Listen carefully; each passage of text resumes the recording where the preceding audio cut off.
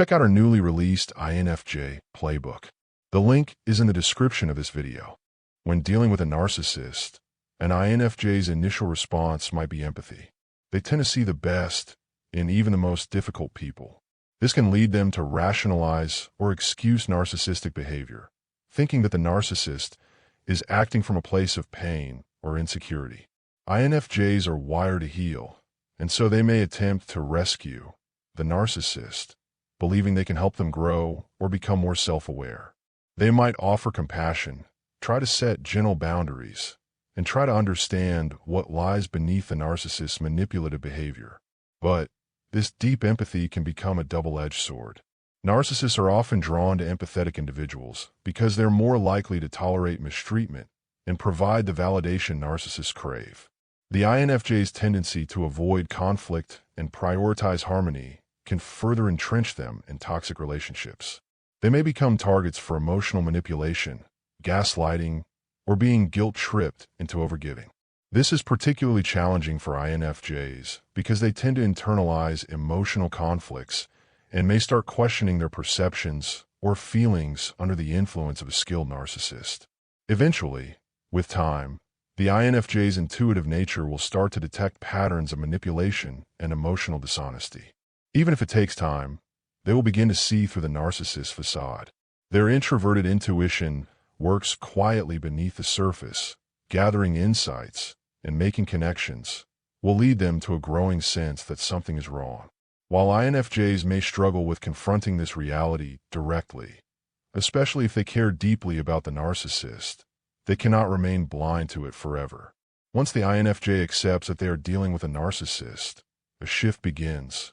Their focus moves from trying to help the narcissist change to protecting their own energy and emotional well-being.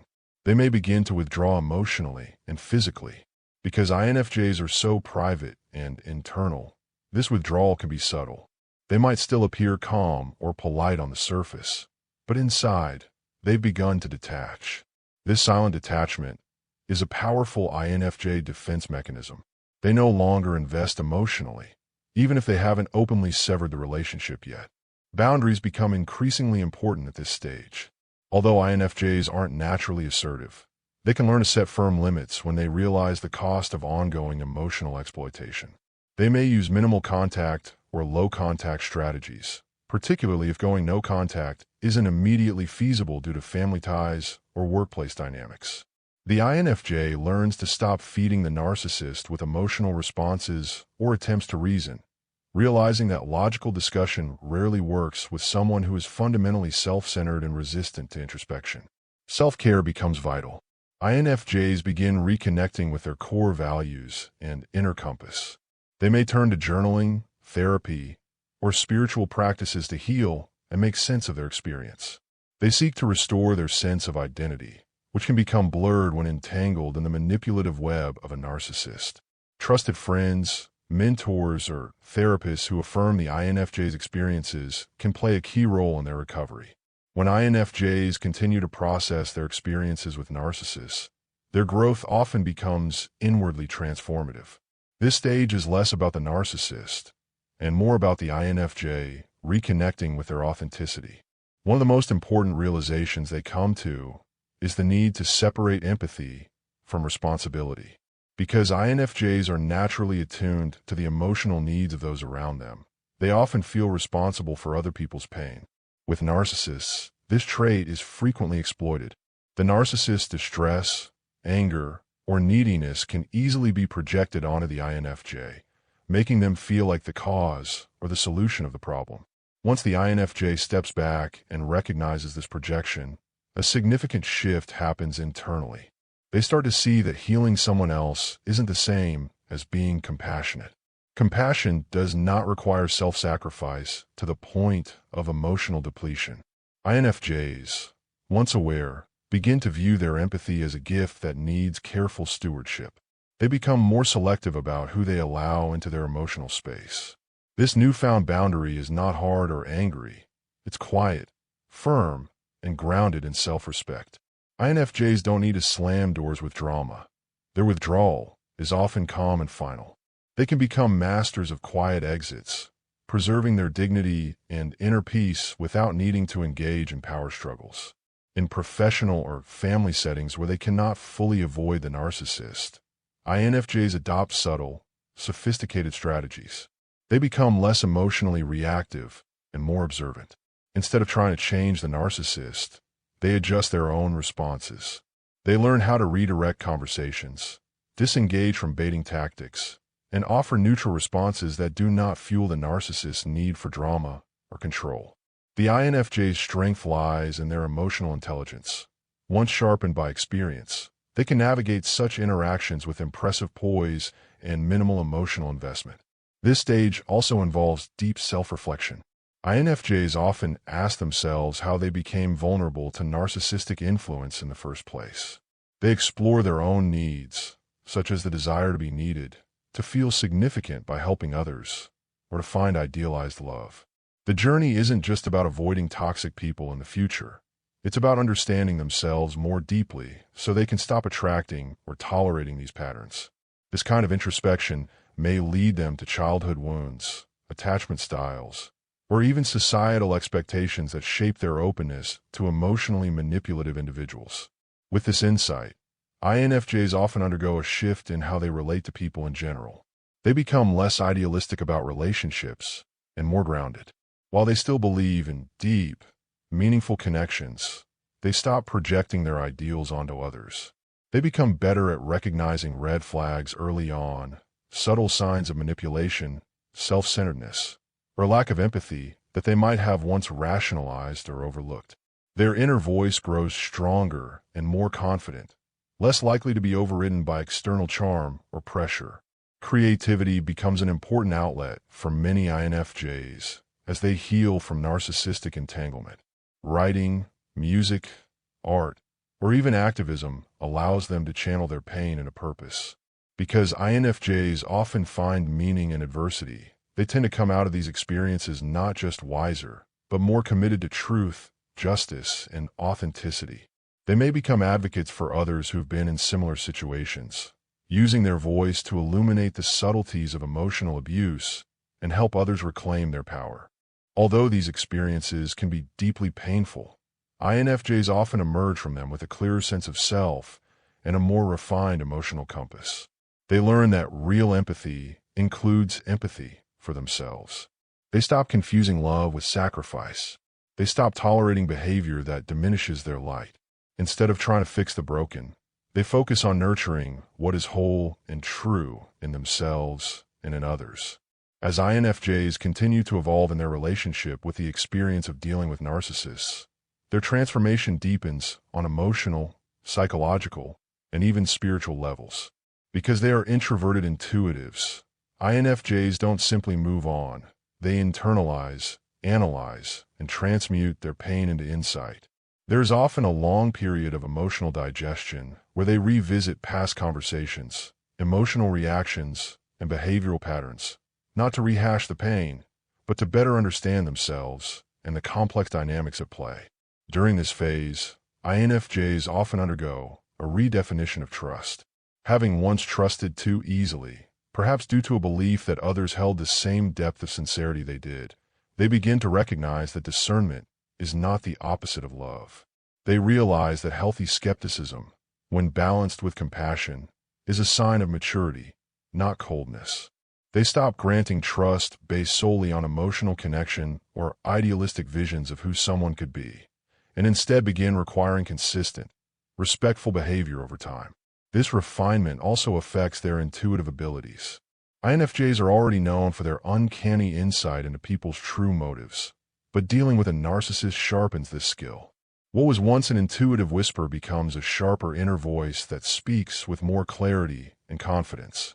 When they feel a twinge of unease in someone's presence, an undercurrent of manipulation, grandiosity, or emotional coldness, they no longer dismiss it. Instead, they sit with it, examine it, and take it seriously. Also, INFJs often begin to recognize the importance of assertiveness. While not naturally confrontational, they start to understand that boundaries are a form of self-love. They begin practicing saying no without guilt, expressing their needs without apology, and walking away from relationships that chip away at their dignity. This doesn't mean they become hardened or cynical. In fact, the opposite often happens. They become softer on the inside but firmer on the outside. Their empathy remains, but it is now encased in strength. The narcissist often serves as a kind of dark mirror for the INFJ, reflecting back to them all the ways in which they overextend, overgive, or neglect their own needs in service of someone else's ego. In this sense, many INFJs come to see the narcissist not just as a tormentor, but as an unintentional teacher. Not a teacher to be admired, but one who catalyzed their awakening. This realization brings a subtle but powerful shift. The INFJ no longer sees themselves as a victim, but as someone who survived a spiritual initiation, one that taught them the necessity of protecting their emotional world as carefully as they nurture others. This transformation often brings a new level of quiet confidence. INFJs no longer need external validation to feel secure. They begin to source their self-worth from their integrity, their insight, and their inner alignment. They become more careful about where they invest their emotional energy and more devoted to relationships that are reciprocal, honest, and emotionally nourishing. Shallow charm or flattery no longer appeals to them. Instead, they seek depth, honesty, and presence. Spiritually, some INFJs even frame the encounter with a narcissist as a karmic experience or soul lesson. They may explore philosophies, psychological theories, or spiritual teachings that help them contextualize what happened. This doesn't mean they excuse abusive behavior, but it allows them to make peace with it, to extract meaning from it, and to let go without lingering bitterness. Forgiveness may eventually come, but not in the traditional sense. It is more about freeing themselves than about absolving the narcissist. Importantly, INFJs begin to integrate what they've learned into how they show up in the world. They may become more involved in advocacy, coaching, writing, or healing professions, motivated by a deep desire to protect others from similar pain. Having walked through emotional fire, they carry a quiet authority that resonates with others who are healing. Their wounds, now scarred over, become part of their strength, not because they've forgotten, but because they've alchemized the experience into wisdom. They learn to trust themselves more. They stop second-guessing their instincts, especially when someone makes them feel small, confused, or unseen. They become quicker to walk away from red flags, not out of fear, but out of clarity.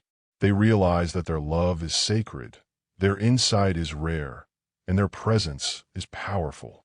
And most importantly, they come to understand that their sensitivity, once a liability in the narcissist's hands, is in truth their greatest strength when properly protected and directed. This is the INFJ's quiet triumph, not in defeating the narcissist, but in becoming someone who will never again be deceived by one. A crucial evolution occurs when INFJs stop seeking closure from the narcissist. It's one of the more difficult lessons, as INFJs naturally long for resolution, understanding, and emotional coherence. The narcissist, however, operates in a world of distortion, rewriting history, deflecting blame, and avoiding accountability. In their quest for meaning, INFJs may spend months or even years trying to decode what went wrong, how things changed, and why the narcissist acted the way they did. But eventually, the INFJ realizes that the lack of closure is the closure. The inability to receive a sincere apology or truthful explanation is not a reflection of their worth. It is a reflection of the narcissist's emotional limitations. This awakening leads INFJs to a different kind of resolution, one rooted not in answers, but in self-trust. They no longer need someone else's narrative to validate their reality. They learn to rely on their own observations, intuition, and emotional truth. This self-validation is subtle but transformational. It's the INFJ finally believing themselves after years of being gaslighted or made to feel too sensitive or too intense. They stop shrinking to accommodate others' discomfort with their depth. Part of the INFJ's continued growth lies in how they now navigate future relationships. They become masters of subtle detection, picking up on manipulation, passive aggression, and emotional inconsistency long before these behaviors escalate. But rather than confronting or trying to fix such behavior, they simply disengage. There is a new calm in how they exit unhealthy situations. No explosion, no need for validation. Just silence, distance, a quiet reaffirmation that their energy is precious and no longer available to those who only take. Their empathy becomes more precise. They learn that true compassion does not involve self-erasure. They recognize that not everyone is entitled to their emotional labor, and that empathy without boundaries becomes a doorway for exploitation. In this way, INFJs begin practicing a more sophisticated form of empathy, one informed by wisdom and shaped by self-respect. They still feel deeply, but they choose when and where to give that depth. Emotional generosity is no longer the default, it is intentional. This phase also often involves reconciling their idealism with reality. INFJs are dreamers by nature, and many of them once believed in the possibility of fixing the narcissist through love or insight. After the healing process, they no longer see themselves as saviors. They understand that love cannot save someone who is not willing to look at themselves. They still believe in change, but only in those who genuinely desire it. This shift marks the end of one of their most painful internal conflicts, the struggle between hope and truth. And perhaps one of the most remarkable parts of an INFJ's journey after dealing with a narcissist is that they become safer to themselves. No longer do they override their own boundaries in the name of peace. No longer do they prioritize the comfort of others at the expense of their emotional safety. They learn to sit with their instincts instead of dismissing them. They begin to parent themselves with tenderness and strength, showing up for their own needs with the same devotion they once extended to those who drained them. Not because the narcissist apologized, not because everything made sense in the end, but because they chose to keep their heart open and protect it. Because they learned the rare skill of combining discernment with compassion.